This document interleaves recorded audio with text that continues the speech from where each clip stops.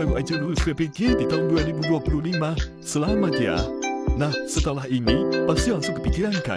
Kapan ya tunjangan profesi guru atau TPK saya cair? Tenang, dalam pembahasan kali ini, kita bakal kupas tuntas semua alurnya, khusus buat Anda. Yuk kita mulai. Sekali lagi kami ucapkan selamat atas pencapaian yang luar biasa banget. Lulus dari PPK itu sebuah tongkat sejarah yang penting banget loh dalam karir Anda sebagai pendidik profesional.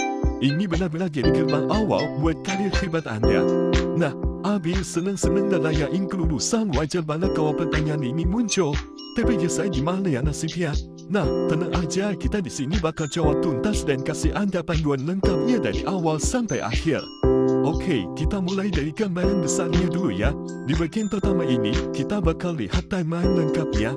Dari momen Anda dinyatakan lulus sampai akhirnya dana tunjangan itu masuk ke rekening Anda. Nah, di sini nih, kita bisa lihat peta perjalanannya dengan jelas banget. Anda lulus di tahun 2025, dapat sertifikat pendidik, terus di awal 2026 proses buat dapat NLB dimulai. Nah, yang paling penting dicatat nih, hak bayar Anda itu resmi dihitung mulai 1 Januari 2026. Nanti, sekitar Februari atau Maret, SKTPG terbit dan pencairan pertama yang ditunggu-tunggu itu diperkirakan cair sekitar Maret atau April 2026 langsung dalam bentuk kapelan. Jadi ini pegangan utama kita ya. Mungkin ada yang nanya nih, kan saya lulusnya 2025, kok haknya baru dihitung mulai 2026? Pertanyaan yang bagus dan wajar banget kalau bertanya-tanya begitu. Yuk kita cari tahu jawabannya. Jadi, kenapa sih ada jeda waktu kayak gitu? Apa ada yang salah sama prosesnya? Tenang, jawabannya enggak sama sekali. Ini semua memang udah bagian dari sistem yang berjalan dari tahun ke tahun. Nah, ini dia nih jawabannya.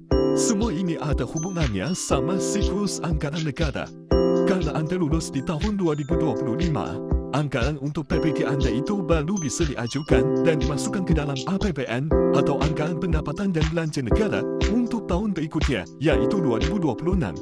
Jadi, ini murni soal jadwal anggarannya, bukan karena ditunda-tunda. Oke, soal waktu udah jelas ya. Sekarang kita bahas 3 syarat administrasi paling penting yang harus dipenuhi supaya TPK Anda bisa cair. Apa aja itu? Yang pertama, dan ini yang paling dasar, adalah NLD atau Nomor Registrasi Guru. Anggap aja ini tuh semacam KTP-nya guru profesional. Nomor ini jadi identitas resmi Anda. Tanpa NLD, proses selanjutnya nggak bisa jalan. Ini gerbang pertamanya. Selanjutnya soal beban kerja. Aturannya jelas banget. Anda wajib memenuhi beban mengajar minimal 24 jam tatap muka dalam seminggu. Ini bukti kalau Anda aktif mengajar dan jadi syarat wajib sebelum SK tunjangan profesi Anda bisa diproses. Dan yang terakhir ada SKPPG. Nah, ini nih dokumen saktinya.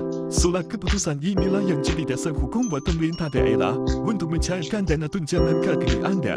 Jadi, tanpa SK ini, pencairan tidak bisa dilakukan.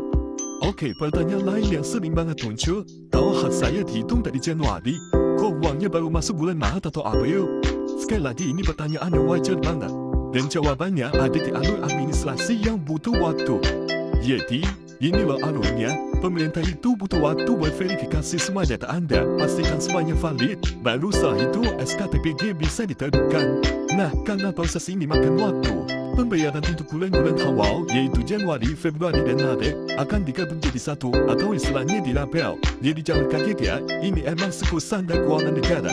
Nah, dirapel itu artinya, pas pencairan pertama nanti, Anda bukan cuma terima tunjangan buat sebulan, tapi langsung buat 3 bulan sekaligus. Yap, untuk Januari, Februari, dan Maret.